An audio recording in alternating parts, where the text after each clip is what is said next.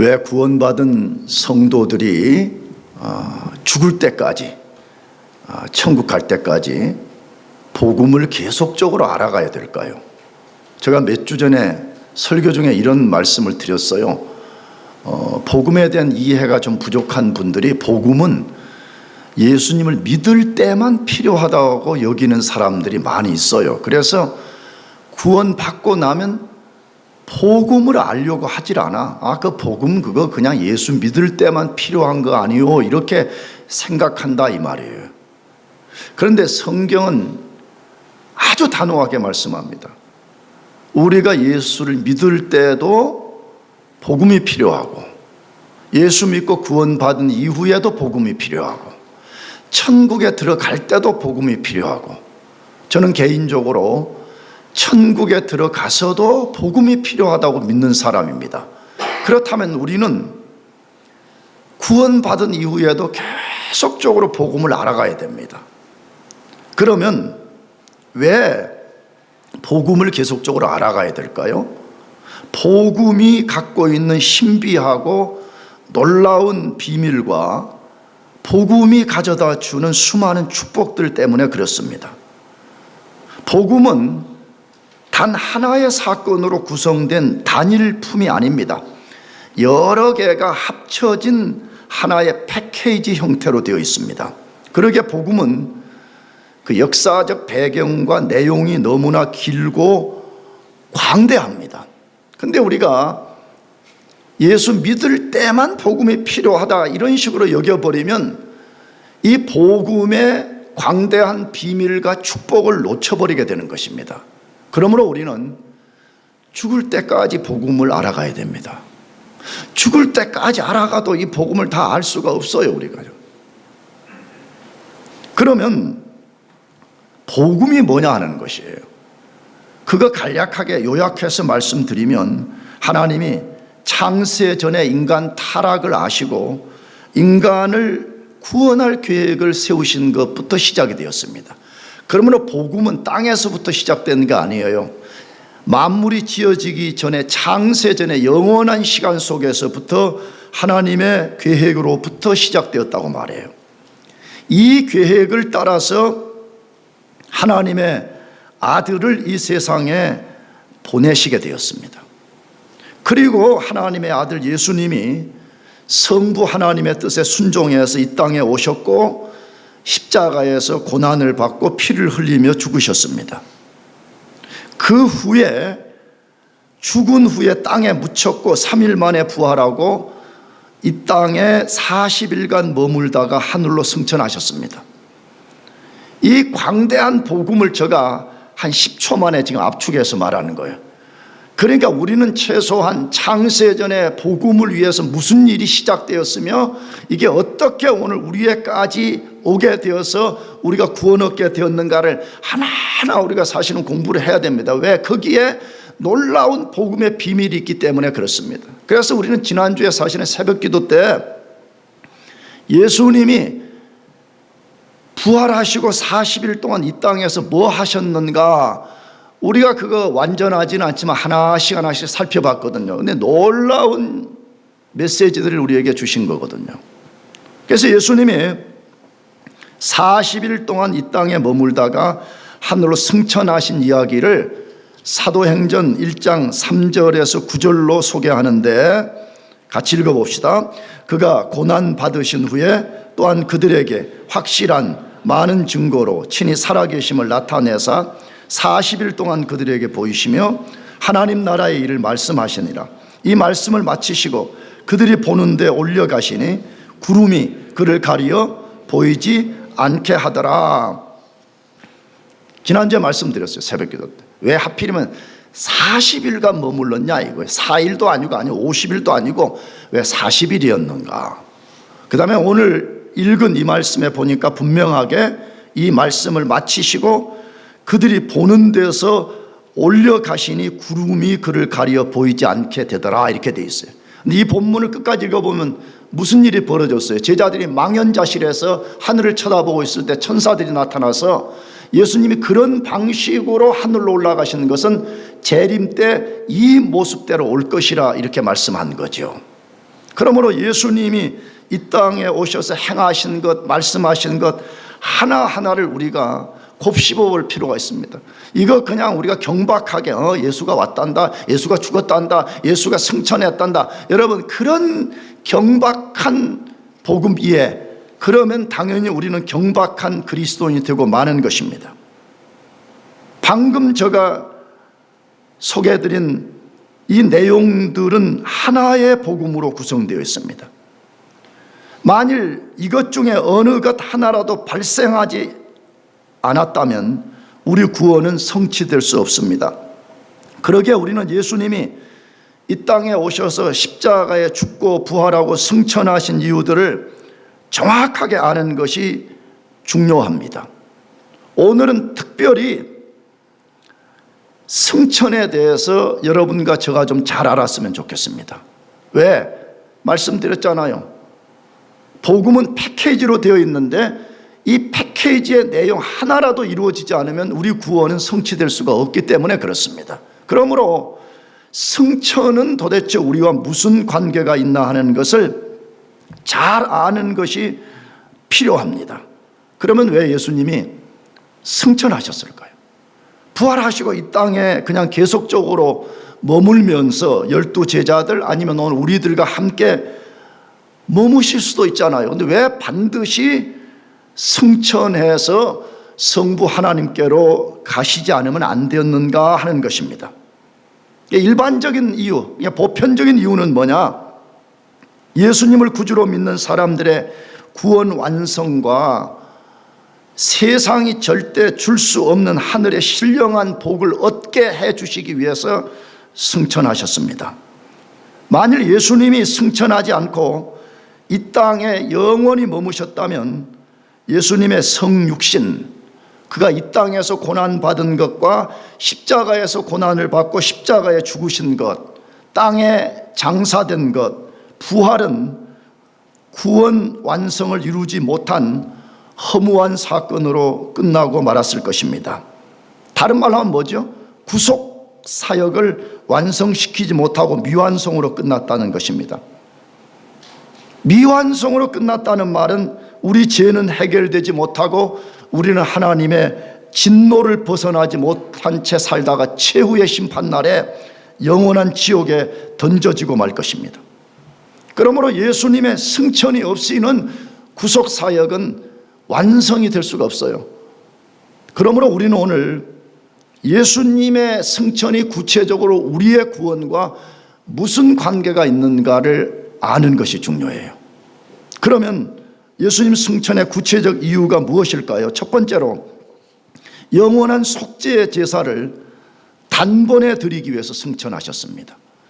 영원한 속죄의 제사를 몇 번에 드리기 위해서라고요? 단번에 드리기 위해서 승천하셨습니다. 하나님은 공의의 하나님이시기 때문에 성경에 아주 분명하게 선언을 합니다. 뭐라고?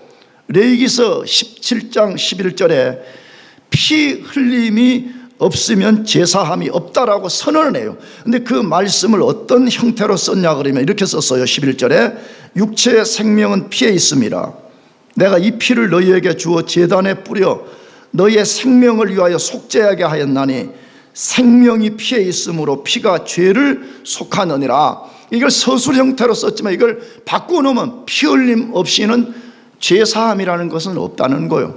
그래서 이 말씀을 히브리서 저자가 그대로 인용을 해서 아주 분명하게 서술을 했습니다. 히브리서 9장 22절에 율법을 따라 거의 모든 물건이 피로써 정결하게 되나니 피 흘림이 없은즉 사함이 없느니라. 인간이 하나님 앞에 죄를 해결하려면 반드시 뭘 흘려야 된다고요? 피 흘림이 없이는 절대로 죄 사함이라는 것은 일어날 수 없다라고 말씀합니다. 그래서 하나님이 피를 흘려야 된다, 피를 흘려야 된다, 이걸 알려주기 위해서 구약 시대에 동물들이 인간의 죄를 대신하고 피를 흘리며 죽었습니다. 그러나 그 피 흘림은 일시적인 것이어서 영원한 효력을 만들어내지 못했습니다. 그래서 언젠가 말씀드렸듯이 에릭 사워라는 구약의 유명한 신학자가 구약의 제사법이 주어져서 제사를 드린 때부터 예수님이 오셔서 제사가 완성될 때까지 몇 번쯤의 제사를 드렸을까 계산을 했는데 약 200만 번 드렸다는 거예요. 몇 백만 번요? 200만 번의 제사를 드렸다는 거예요. 여러분, 그 말 속에는 뭐가 있어요? 200만 번의 제사를 드렸는데 죄 문제를 해결할 수 없어서 계속해서 반복적으로 제사를 드릴 수밖에 없었다는 것을 알려주는 것이죠. 나가서 그런 문제만 있는 것이 아니라 오늘 본문에 보니까 동물의 피를 갖고는 인간의 죄의 문제를 근본적으로 해결할 수도 없을 뿐만 아니라 인간의 내면, 영혼의 죄로 인해 파괴된 문제를 해결할 수도 없고 인간을 근본적으로 변화시킬 수 없다라고 말하고 있습니다. 그래서 예수님이 이 땅에 오셔서 대속의 피를 흘리고 속죄 제사를 단번에 완성시키셨습니다. 단번에 완성시켰다는 말은 뭐예요? 다시는 피의 제사를 반복할 필요가 없다는 것입니다. 믿으시기 바랍니다. 이 말이 매우 중요해요.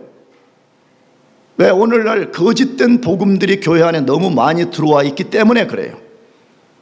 어떤 교회들은 기독교라는 형태를 띠고 있지만 예수님의 피제사를 반복해야 되는 것처럼 가르치고 실제 행하는 교회들이 있기 때문에 그래요. 그 다음에 세대주의자들의 신학 원리는 뭐지요? 마지막 날 복음이 이 세상을 한 바퀴 돌아가지고 예루살렘에 도착할 때 예루살렘의 성전이 복구되고 거기에 다시 피제사를 드리는 제사가 회복될 거라고 가르친다 이 말이에요. 그러면 성도들은 신학적인 이해와 분별이 없어가지고 목사가 설교하면 아 그런갑다, 다시 예루살렘의 피제사가 복구된단다, 성전이 복구된단다, 그걸 그냥 그대로 믿고 있는 거예요. 여러분, 만일에 그 논리면 어떤 현상이 벌어지는 거예요? 예수의 속죄의 죽음은 단번에 완성이에요, 미완성이에요? 대답해봐요. 미완성인 거잖아. 예수의 죽음은 완전한 속죄를 이루지 못했다는 것을 목사 자신이 강단에서 설교하고 있고 성도들은 아무런 분별력 없이 그걸 그대로 받아들인다 이 말이에요. 안타까운 현실이 아니에요? 그러면 예수님이 어떤 과정을 통해서 이 속죄를 완성시켰었습니까? 히브리서 9장 11절 12절 다시 읽어보십시다. 그리스도께서는 장래 좋은 일에 대제사장으로 오사 손으로 짓지 아니한 것 곧 이 창조에 속하지 아니한 더 크고 온전한 장막으로 말미암아 염소와 송아지의 피로 하지 아니하고 오직 자기의 피로 영원한 속죄를 이루사 단번에 성소에 들어가셨느니라. 아주 독특한 방식으로 완성을 시켰다고 소개를 해요 여기에. 근데 이 독특한 방식을 소개할 때 뭐라고 돼 있어요? 먼저 하나님의 아들인 예수님이 이 땅에 오셔서 인간의 죄를 담당하고 십자가에서 피를 흘리고 죽으셨다 이렇게 되어 있습니다. 여러분, 우리가 주목할 단어가 뭐예요? 예수님은 우리 같은 단순한 인간이 아니에요. 누구 아들이라고요? 누구 아들이에요? 하나님의 아들이에요. 내가 성경 공부 때 누누이 말했지만 아들이라는 개념은 하나님이 우리처럼 물리적으로 생물학적으로 아들 낳았다 그런 말이 아니에요. 신이 무슨 아들을 생물학적으로 낳겠어요? 하나님의 아들이라는 말은 내 아들을 낳으면 그 아들이 나를 닮은 인간인 것처럼 말이에요. 하나님의 아들이란 말은 예수 그분이 하나님이라 그 말이에요. 믿습니까? 예수님이 하나님이에요. 아멘. 그 하나님이 우리 죄 때문에 창조주가 나 같은 이 불의하고 악독한 피조물을 구원하기 위해서 그가 십자가에서 내 죄를 담당하고 피 흘리고 죽으셨다라고 말하고 있습니다. 내가 지난주 성경 공부 때 로마서를 공부하면서 조금 농담 비슷하게 어떤 형제에게 이렇게 말했어요. 형제님, 예를 든 거지만 여기 지금 우리 반에 그때 마침 그 이그젠플이 윤태용이었는데 윤태용이가 감옥에 들어가 있는데 당신의 아들을 감옥에 넣어놓고 윤태용이를 끌어내 줄 수 있을까요? 단 0.1초도 안 된다 그러더라고. 나도 그럴 것 같아요. 나도 어쩌면. 근데 하나님이 우리 같은 불의하고 악한 죄인들을 구원해내기 위해서 그의 아들을 우리의 죄값으로 내어주고 그 아들이 십자가에서 못 박혀 죽임을 당하면서 죄값을 단번에 완벽하게 지불해버렸습니다. 그러면 어떻게 해서 예수의 죽음이 영 단번에 완벽한 속죄를 이루었어요? 말씀드렸어요. 예수는 우리 같은 단순한 자연인 인간이 아니에요. 그분은 누구 아들이라고요? 하나님의 고귀한 아들이기 때문에 그의 생명, 그의 피 흘림을 통해서 능히 우리의 모든 죄값을 완벽하게 지불할 수 있는 것입니다. 그런 후에 주목할 것이 뭐죠? 예수님은 구약의 제사장이 짐승의 피를 가지고 지성소에 들어가 하나님께 제사를 드리듯 자신이 친히 제사장이 되어서 자신이 흘린 피를 가지고 하늘 지성소인 하나님 앞에 나아가 제사를 드렸습니다. 이것이 아주 독특한 방식입니다. 왜 그렇죠? 구약의 제사장들은 그 제사 자체가 영원성을 갖지도 못했지만 제사장과 제물이 분명히 달랐습니다. 제사장은 제사장이고 제물은 짐승이 죽은 그 피를 가지고 하나님께 나가는 것이기 때문에 완전히 독립된 것이었어요. 별개였어요. 그러나 예수님은 제사장이면서 동시에 자신이 속죄의 제물이 되셨습니다. 이것이 인간 제사장과 달리 예수님만 하실 수 있는 아주 독특한 사역, 독특한 제사 방식이었습니다. 그래서 히브리서 안에서는 예수님이 드린 이 제사를 가리켜 단번에라는 말을 반복해요. 단번에. 근데 그 이야기를 이 9장에서 3번이나 반복하는데 9장 12절에 한 번 나와요. 그것이 26절에 한 번 나오고 28절에 단번이라는 말이 반복이 돼요. 말씀드렸죠. 성경의 어떤 단어가 반복이 된다는 것은 그게 매우 중요한 메시지를 전달한다는 것이에요. 자, 그럼 이 단번에라는 말이 무슨 뜻이냐는 거예요. 이것을 영어 성경에는 once for all 이렇게 돼 있어요. 여러분, 우리가 뭐 이 정도는 기본적으로 알잖아요. once for all, 이 말은 우리말로 하면 영단번 이렇게 번역을 한 거죠. 근데 이 말을 풀어서 말하면 뭐죠? 한 번의 제사로 영원한 효력을 갖게 만들었다, 그 말이에요.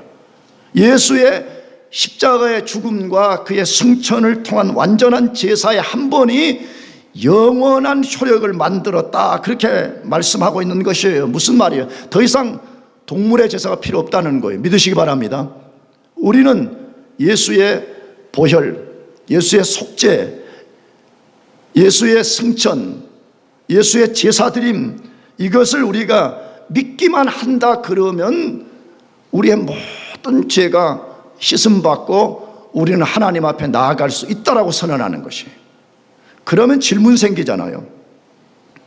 예수님이 그런 제사를 드렸고 하나님이 진짜 그 제사를 받으시고 더 이상 제사가 필요 없게 하셨다는 증거가 뭐냐는 거예요. 마음속으로 대답해 보세요. 나 여러분 나쁘게 도전하는 거 아니에요. 교회 다니면서 자꾸 이상한 것만 배우면서 교회 다니려고 하지 말고 내가 이런 던지는 질문에 여러분들이 즉각적으로 대답할 수 있어야 돼요. 하나님이 예수님의 죽으심과 제사드림을 받으시고 하나님이 옳았다고 여기고 더 이상의 제사가 필요 없다는 하나님의 증거가 뭐냐는 것이에요. 여러 가지가 있는데 그 중에 2가지는 뭐죠? 첫째, 성전을 파괴시켜 버렸습니다. 성전을 뭐 했다고요? 파괴시켰어요. 하나님이 말씀 듣지 않는 불신앙의 세대에 성전을 파괴시키기 위해서 하나님이 로마 군병들을 허용해서 성전을 파괴시킴으로써 더 이상 피의 제사를 드리지 못하게 만들어버렸습니다. 인류 역사에 엄청난 사건이었죠. 하나님이 이 세상을 향해 소리치는 거예요. 너희는 더 이상 피의 제사가 필요 없노라 라고 말하는 거죠. 2번째는 뭐예요? 하나님이 성령을 보내주신 것입니다. 뭘 보내주셨어요? 성령 보내주심. 오순절 성령 강림 사건은 인간의 죄 때문에 하나님이 인간을 떠나버렸는데 예수의 십자가의 속죄를 통해서 인간의 죄가 용서되었다는 것을 선언하는 행위로서 하나님이 성령을 보내주셨던 것입니다. 그러므로 여러분과 제가 하나님께 나아가기를 원한다면 예수 그리스도의 죽음과 부활과 승천을 믿으시기 바랍니다. 그것이 우리의 유일한 길이에요. 그리고 여러분들이 그것을 믿는다면 이제 우리는 하나님께 언제든지 나아갈 수 있는 길이 열어졌다는 것을 꼭 믿고 담대하시기를 축복합니다. 두 번째로 예수님이 승천한 구체적 이유는 뭐냐? 믿는 사람들을 구원해서 하나님을 섬기게 하려고 승천하셨습니다. 예수 믿는 사람들 구원해서 누구 섬기게 하려고요? 하나님 섬기게 하려고 승천하셨다라고 되어 있어요. 우리가 복음의 내용 중 하나인 예수님의 승천을 깊이 알아가야 됩니다. 근데 그 알아가야 되는 또 다른 이유가 하나 있는데, 인간은 예수님의 승천을 통한 속죄 제사의 완성이 아니고는 인간의 근본적 문제를 아무도 해결할 수 없기 때문에 그렇습니다. 다시 말하면 인간의 난제가 있는데 이 난제의 해결의 완성은 예수님의 승천과 관련이 있다는 것이에요. 여러분, 인간의 난제 무엇이에요? 인간의 난제 어떻게 해결할 수 있어요? 그걸 오늘 본문 히브리서 9장 13절에서 14절로 말씀하는데 같이 읽어보겠습니다. 시작. 염소와 황소의 피와 및 암송아지의 죄를 부정한 자에게 뿌려 그 육체를 정결케 하여 거룩하게 하거든 하물며 영원하신 성령으로 말미암아 흠없는 자기를 하나님께 드린 그리스도의 피가 어찌 너희 양심을 죽은 행실에서 깨끗하게 하고 살아계신 하나님을 섬기게 하지 못하겠느냐. 이 말씀 속에는 인간의 난제와 난제를 해결하는 방식을 이게 아주 잘 소개해냈어요. 자, 그런데 먼저 이 말씀 통해서 뭐 알려줘요? 동물 제사의 한계성과 예수님의 속죄 제사의 영원성을 지금 동시에 말하고 있어요. 동물 제사의 한계성은 뭐예요? 인간들이 죄 짓고 가서 동물 잡아서 그 피를 갖다가 하나님 앞에 드리면 육체의 죄만 일시적으로 깨끗게 했다, 그렇게 말해요. 그러기에 죄를 짓는 인간이 끝도 없는 제사를 반복해서 드려야 됐습니다. 더 나아가서 안타까운 것은 앞에서도 말씀드렸지만 영혼의 문제를 근본적으로 해결할 수 없고 하나님을 자신이 직접 섬길 수도 없기 때문에 인간 제사장의 힘을 빌어야만 했던 것입니다. 이것이 동물 제사의 한계성이에요. 인간 존재의 문제를 근본적으로 해결해내지를 못해요. 그러나 반대로 예수님의 속죄는 동물 제사와 비교할 수 없이 절대로 완벽하고 영원한 능력을 드러낸다고 말씀하고 있습니다. 어떤 면에서 예수님의 속죄 제사는 완전하고 완전한 능력을 가져서 우리를 변화시킬 수 있다고 말해요. 그것이 14절 하반절인데 다시 한번 읽어보십시다. 같이 시작.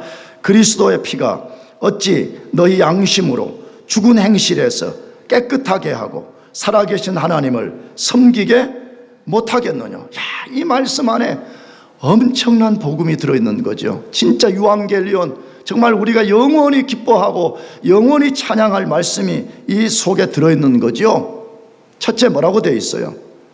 예수님을 믿는 죄인들인 우리들을 전적 타락에서 구원해 준다고 말해. 전적 타락에서. 최근에 우리가 칼빈주의 5대 교리, 전적 타락 교리를 말한 바로 그 우리를 전적 타락 상태에서 건져준다고 말해. 그 말이 어디에 들어있어요? 여기 너희 양심으로 죽은 행실이라는 말이에요. 너희 양심으로 뭐 했어요? 죽은 행실로부터 건져낸다고 말해. 이 너희 양심으로 죽은 행실이라는 말이 인간의 전적 타락, 동의어인 전적 부패, 전적 무능, 본성의 왜곡을 가리키는 것입니다. 인간이 그 상태에 있다는 것은 저주 아래 있고 하나님을 절대 섬길 수 없다는 것입니다. 다시 왜 못 섬긴다고요? 왜 그 상태로는 못 섬긴다고요? 인간의 전적 부패와 전적 무능 때문에 섬길 수가 없고, 전적 부패와 전적 무능이라는 것은 그 본성이 하나님과 적대적 관계를 갖고 있고 끊임없이 하나님을 향해서 불쾌한 감정을 갖는 것을 말하기 때문에 그런 사람들은 그런 상태 자체를 갖고는 하나님을 섬길 수가 없는 것입니다. 그래서 교회 잘 보시기 바랍니다. 나는 단호하게 좀 말하는 편이에요. 교회에 나온다고 다 구원받는 거 아니에요. 동의하시죠? 아니, 교회만 나오면 물리적 교회만 나오면 다 구원받는다 그러면 얼마나 좋겠어요. 성경은 우리가 교회 나온다고 구원받는다고 개런티하지 않아요. 교회 나오는 사람들 중에서도요, 내가 다시 말씀드려요, 모태신앙이다, 무슨 어렸을 때부터 교회 문화에 익숙한 사람들, 교회가 익숙하거든요. 그러니까 여기 나오는 걸 좋아해요. 그런데도 거듭나지 않은 사람들이 분명히 있어요. 그런 사람들의 특성은 뭐냐 그러면 하나님을 못 섬겨요. 누구를 못 섬겨요? 하나님 못 섬겨요. 하나님 말씀 듣는 게 너무 고역이고요, 하나님을 찬양하는 걸 견디지 못하고 단 5분도 기도하지 못하고요, 기도를 그냥 저희 죽을 맛으로 여기는 거예요. 여러분, 왜 그러는 거예요? 왜 어떤 사람들은 하나님의 말씀이 송이꿀처럼 달아서 그 말씀을 더 들으려고 애를 쓰는데, 어떤 사람들은 말씀만 들으면 졸음이 오고, 말씀만 들으면 불쾌하고, 말씀만 들으면 자기 자신이 끝없는 어둠 속으로 빠져들어가는 같은 느낌을 갖냐 이거예요. 양심이 죽은 거예요. 뭐가 죽었어요? 양심이 죽어 있어서 그러는 거예요. 전적 부패, 전적 타락, 전적 무능, 본성의 왜곡 때문에 그런 사람들은 하나님의 말씀을 듣기를 싫어해요. 그런 사람들은 교회는 나오지만 하나님을 섬기기를 원하지 않는 거예요. 그러니까 딱 보면 보이잖아요. 윌링리스를 가지고 기쁨으로 하나님을 섬기잖아요. 어떻게 하면 하나님을 안 섬길 것인가? 어떻게 하면 하나님으로 도망갈 것인가? 늘 그것만 궁리하는 사람들처럼 보이잖아요. 그래서 인간 자체가 이게 난제인 것이에요. 뭐라고요? 양심으로 죽어버렸어요. 양심이 죽어서 거기서부터 죽은 행실들이 계속해서 발생해내는 거예요. 이게 인간의 난제이거든요. 그래서 인간 스스로는 이걸 해결할 수 없기 때문에 예수님이 자신의 속죄의 피를 가지고 하나님께 올라가서 그 피를 드림으로 하나님과 죄인의 화목을 만들고, 하나님이 죄를 용서해 주시고, 죽은 양심의 죽은 행실에서 인간을 구원해내고 새로운 본성을 그 사람 속에 집어넣어 가지고 옛 본성으로 살지 아니하고 새 본성으로 살게 만들어 주는 것입니다. 그래서 그런 사람의 특성은 뭐냐 그러면 새로운 본성이 자기 안에 들어왔기 때문에 자신이 과거에 갖지 않았던 새로운 행실을 하게 돼요. 하나님을 사랑하게 되고, 하나님 말씀을 사모하게 되고, 부족하지만 기도하게 되고, 부족하지만 내가 끊임없이 하나님을 따라 살겠노라고 하는 이 새본성의 행위들을 드러내게 된다 이것이에요. 나가서 예수님이 또 무엇 만들어 주셨다고 말씀해요?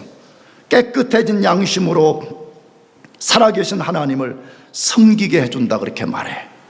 우리를 타락한 본성에서 건져낸 다음에 우리로 하여금 살아계신 하나님을 섬길 수 있게 해준다 그렇게 말해. 참. 여러분, 내가 묻고 싶어요. 하나님 섬기는 게 인생의 최고의 특권이고 축복인 거 믿습니까? 아멘이면 진짜 여러분은 축복받은 사람이에요. 나는 종종 그런 예를 들지 않아요? 우리가 사는 이 동네는 펜스테이션 학교가 제일 큰 기관이잖아요 사실은. 여러분, 만일에 저와 여러분들을 펜스의 총장님이 우리를 콜링해가지고 말해요. 장부환 씨, 이 펜스테이트를 운영하는데 당신이 나를 좀 도와주고 나와 함께 일합시다. 만약에 그런다면 여러분, 우리가 얼마나 프라우드하게, 얼마나 우리가 자랑스럽겠어요. 아니, 더 나가서 해봅시다. 미국과 전 세계를 움직이는 슈퍼파워 권세를 가진 조 바이든 대통령이 우리 보고 말해요. 장부환 씨, 같이 미국을 운영합시다. 같이 이 세계를 컨트롤합시다 라고 말하면 우리 어떻게 하겠어요? 거의 제정신이 아닐 거예요. 너무 기뻐가지고. 그런데 잠깐 4년 하다가 5년 하다가 없어지는 인간이 아니고 그런 사람을 세우신 우주의 하나님을 섬긴다, 최고의 특권인 것을 믿으시기 바랍니다. 근데 세상 사람들은 뭐라고 말해요? 하나님 섬기는 것, 바울 용어로 하면, 바울의 용어 하면 너희는 만물의 찌꺼기 같다고 말해. 저 찌꺼기 같은 인생들 종교 망상에 빠져가고 종교 텔루전에 빠져가지고 하나님도 없는데 자기들끼리 하나님이 있다고 자기들끼리 망상에 빠져가지고 하나님을 섬긴다라고 말해요. 그러나 여러분, 만일에 그런 사람들이 영안이 열어져서 죽은 행실에서 살아나서 하나님이 살아계시고 그분이 만물의 창조주이시고 그분이 최후의 심판자라는 것을 안다면 누가 감히 하나님을 섬기는 것을 경멸하고 망상이라고 하겠습니까? 문제는 죄로 죽어버린 그 영혼이 하나님의 살아계심을 보지 못한다 이거예요. 영적 세계가 있다는 것을 알지 못한다 이거예요. 나는 우리 여러분들을 진짜 사랑해서 하는 말입니다. 특히 대학부 여러분들이 진짜 양심의 죽은 행실에서부터 살아났는지 아니면 여전히 죽어있는지를 분명히 검증하기를 바라요. 아멘. 죽었다면 자꾸 여러분들 자신을 실드 치려고 하지 말고 하나님 앞에 나와서 자비를 구해요. 하나님, 내 이 죽은 양심으로부터 나오는 이 죽은 행실에서 나를 건져 주십시오 라고 구해야 됩니다. 그래서 건져지면 우리는 새로운 본성을 가져서 하나님을 섬기지 말라 그래서 섬기게 되어 있어요. 나는 작은 간증 자주 말씀드렸죠. 나는 23살에 예수를 믿고 23살까지는 저는 완전히 부도덕한 인생 어둠 속에 살았습니다. 그런데 하나님의 자비로 새 본성을 제가 얻고 났을 때 나는 누가요 교회를 열심히 섬기라고 말해준 사람 아무도 없었습니다. 장부한 목사처럼 호통치면서 왜 교회 안 나오냐고 그렇게 한 사람 한 명도 없었습니다. 나는 새 본성을 얻고 나서 나도 모르게 하나님이 너무 사랑스러웠습니다. 너무 그리웠습니다. 너무 나는 갈급해가지고 말해요. 나는 밤을 새운 날이 한두 날이 아니었습니다. 나는 광야와 어느 아무도 없는 오피스에 아니면 아무도 없는 그 산 정상에 흰 눈이 무릎까지 빠지는 그런 데 올라가가지고 내 보이지 않지만 내 속에 믿어지는 그 하나님을 사모하고 찬양하고 눈물 흘리고 간구하고 그랬습니다. 누가 강요한 거 아니었습니다. 누가 한 사람이라도 왜 당신 열심히 안 하냐고 타박한 사람 아무도 없었습니다. 하나님의 본성이 내 속에 들어왔을 때 내가 예전에 가질 수 없었던 그 본성의 본능이 나를 그렇게 이끌어 준 것입니다. 그래서 오늘 근 40년 하나님을 섬기고 여기까지 왔는데 하나님을 선택하고 하나님을 섬긴 것에 대해서 난 단 한 번도 후회한 적이 없습니다.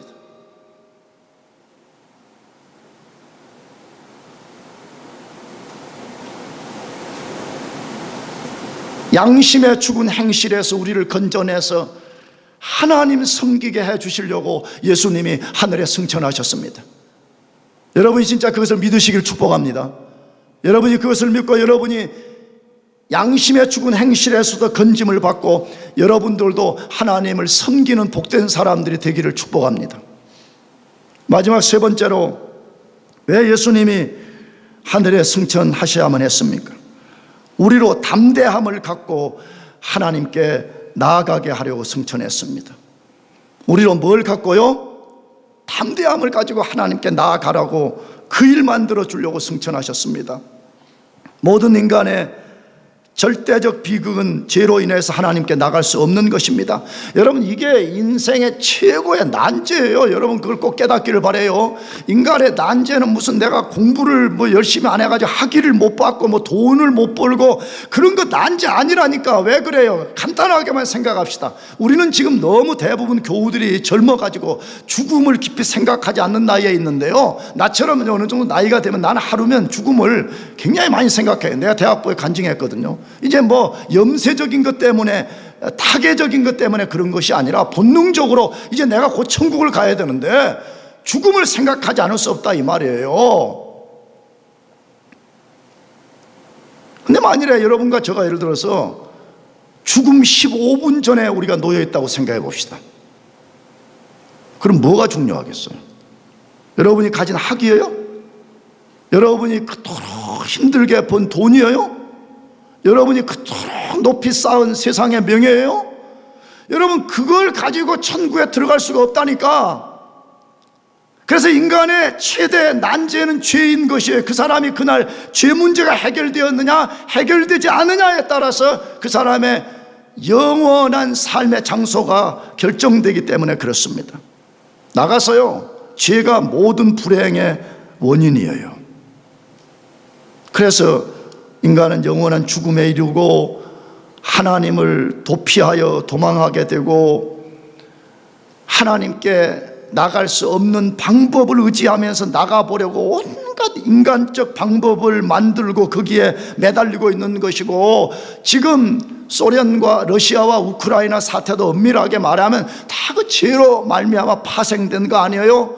우리 속에 남을 미워하고 갈등하고 견디지 못하는 이 모든 것이 도대체 어디에서 온 것입니까? 죄로부터 파생이 된 것입니다. 이것이 우리 인간의 실존이 아니에요? 그런데 하나님이 하나님께 나아갈 수 없는 우리를 하나님께 나아올 수 있는 길이 열렸다고 알려주고 있습니다. 바로 이 소식이 복음인 거예요. 이 소식이 하나님께 나올 수 없는 너희들이 하나님께 나올 수 있는 길이 있다라고 알려주는 이것이 굿뉴스라 이 말입니다. 그 길은 무엇입니까? 예수님이 십자가에서 흘리신 자신의 피를 가지고 승천하여 하나님께 그 피를 드림으로 하나님이 그것을 받으시고 인간이 하나님께 나올 수 있는 모든 길을 열어주신 것입니다. 그러므로 하나님께 나갈 수 있는 정확한 길은 예수님이신 것을 믿으시기 바랍니다. 예수님만이 하나님께 나갈 수 있는 유일한 길입니다. 그래서 예수님도 이 땅에 계시는 동안에 그 사실을 요한복음 14장 6절에서 선포했습니다. 같이 읽어보겠습니다. 시작. 예수께서 이르시되 내가 곧 길이요 진리요 나로 말미암지 않고는 아버지께 올 자가 없느니라. 여러분, 만일에 이것이 거짓말이고 뻥이면 이런 건 믿을 필요도 없어요. 그러잖아요. 왜? 이 시대는 종교다원주의에 빠져가지고 야, 꼭 왜 기독교를 통해 기독교에서 말하는 예수님을 통해서만 천국 갈 수 있냐, 이런 게 오늘 이 세상에 파다한 이론들이잖아요. 흔히 말하면 아니 불교 믿어도 되고 뭐 이슬람 믿어도 되고 뭐 무당 믿어도 되는 거지, 왜 꼭 예수만 믿어야 천국 가고 예수만 믿어야 하나님께로 가냐. 이게 만약 거짓말이면 우리는 별로 신경 쓸 게 없다 이 말이에요. 근데 만일에 이것이 진짜 진리라면 우리는 긴장을 늦출 수가 없어요. 왜? 인간의 난제가 죄를 해결받고 하나님께 나가느냐 못 나가느냐 문제인데, 하나님이 선언하기를 하나님께 나올 수 있는 유일한 길은 한 길밖에 없다고 말씀을 했고, 예수님도 그렇게 말씀을 했다 이 말이에요. 뭐라고? 다시 예수께서 이르시되 내가 곧 무엇이요?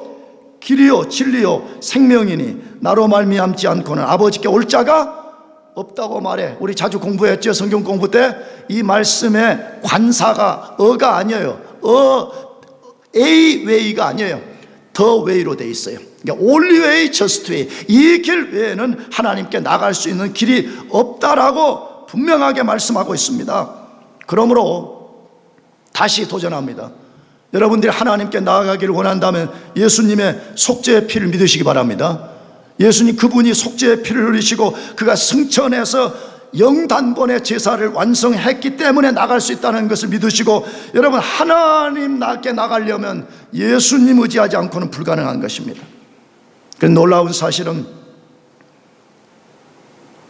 죄 때문에 하나님과 우리 사이가 완전히 막혀 있었는데 예수님이 그의 속죄의 피를 하나님께 드리심으로써 그 길을 완전히 열어버렸다고 돼 있어요.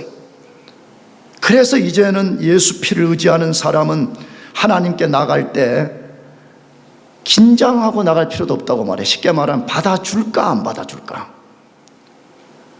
공포적 두려움을 가질 필요도 없다고 말해. 짠뜩 긴장하고 움츠린 상태에 나갈 필요도 없다고 말해. 담대히 나가라고 말해. 어떻게 나가라고요? 담대하게 나가고, 하나님도 담대히 나가라고 말하고 예수님도 담대히 나가라고 말해. 그 말씀을 어디에서 해요? 히브리서 10장 19절에서 20절 읽어봅시다. 히브리서 10장 19절 20절 같이 시작. 그러므로 형제들아 우리 예수의 피를 힘입어 성소에 들어갈 담력을 얻었나니 그 길은 우리를 위하여 휘장 가운데로 열어놓으신 새로운 산길이요 휘장은 곧 그의 육체니라. 예수의 죽음으로써 완전하게 길을 열었다고 말해. 그러므로 예수님의 속죄의 죽음과 승천을 믿는 사람들은 담대히 나갈 수 있어요. 나 예수 지금 믿었어요. 담대히 나갈 수 있어요. 나 한 달 전에 믿었어요. 담대히 나갈 수 있어요. 1년 전에 믿었어요. 담대히 나갈 수 있어요. 나 죄 지었어요. 정확하게 담대히 나갈 수 있어요. 나 기도 그동안 안 하고 살았어요. 담대히 나갈 수 있어요. 나 교회 헌금 안 했어요. 담대히 나갈 수 있다니까. 미안해요. 나 사람 죽였어요. 회개했어요. 담대히 나갈 수 있어요. 나 세상의 모든 부도덕한 일을 다 하고 내 죄인 것 깨달았어요. 나 이제 회개합니다. 나갈 수 있어요. 믿으시기 바랍니다. 왜? 예수의 속죄의 피는 우리의 모든 죄를 덮을 수 있는 능력의 보혈이기 때문에 그렇습니다. 그 보혈의 피를 받으신 우주의 심판자이신 하나님께서 우리 보고 담대히 나올 수 있다고 말해요. 그 피를 믿는 사람들은 담대히 나갈 수 있다고 말해요. 그래서 마지막 예수님도 우리에게 그 도전과 초청을 해요. 그게 뭐지요? 요한복음 히브리서 4장 16절 마지막으로 읽어보겠습니다. 시작. 그러므로 우리는 긍휼하심을 받고 때를 따라 돕는 은혜를 얻기 위하여 은혜의 보좌 앞에 담대히 나아갈 것이다. 믿읍시다. 아멘. 은혜의 보좌, 하나님의 통치 원리는 은혜라고 말해. 은혜의 보좌 담대히 나갈 수 있다고 말해. 여러분 꼭 믿읍시다. 더 이상 유한한 우리 자신을 왜 믿고 살라 그래? 인생의 연수가 70이요 강건하면 80이라 그랬는데, 그러면 여러분 그 나이에서 여러분 나이를 빼면 나 이제 몇 살 몇 년 더 살면 이 땅을 떠나는지가 자명하게 드러나는 거 아니야. 나가서 우리 유한한 지혜와 유한한 능력만 의지하고 사는 인생은 비참해요. 언젠가 반드시 후회해요. 예수님 말씀해요. 뭐라고요? 때를 따라 돕는 은혜를 얻기 위하여 은혜의 보좌 앞에 어떻게 나가자? 담대. 그의 죽음을 통해서, 그의 승천을 통해서 그가 단번에 제사를 완성하고 우리에게 이 완전한 길을 열어주셨는데도 불구하고 우리가 때를 따라 돕는 은혜를 갈구하지 않고 때를 따라 돕는 은혜의 보좌 앞에 나가지 않으면 그 자체가 죄인 거예요. 여러분 기억해요.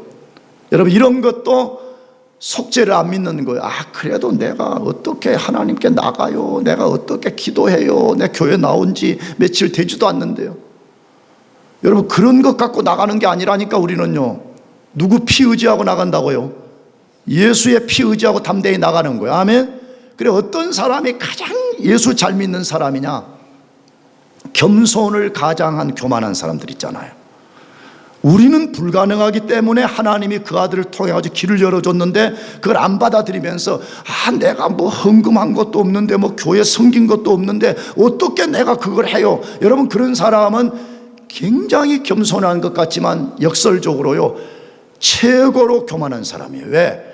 우리가 불가능하기 때문에 하나님이 그 아들을 죽이고 우리에게 길을 열어줬는데 하나님의 것을 안 받아들인다 이 말 아니에요. 그게 죄가 아니고 뭐예요? 그게 교만이 아니고 뭐예요? 그게 하나님을 대적하는 행위가 아니고 뭐예요? 그러므로 예수의 속죄의 완전성을 믿으시고 그분이 그것을 위해서 하늘에 승천하셨다는 것을 믿으시고 여러분들이 오늘부터 이 시간부터 담대히 하나님 앞에 나아가시기를 축복합니다. 기도하겠습니다.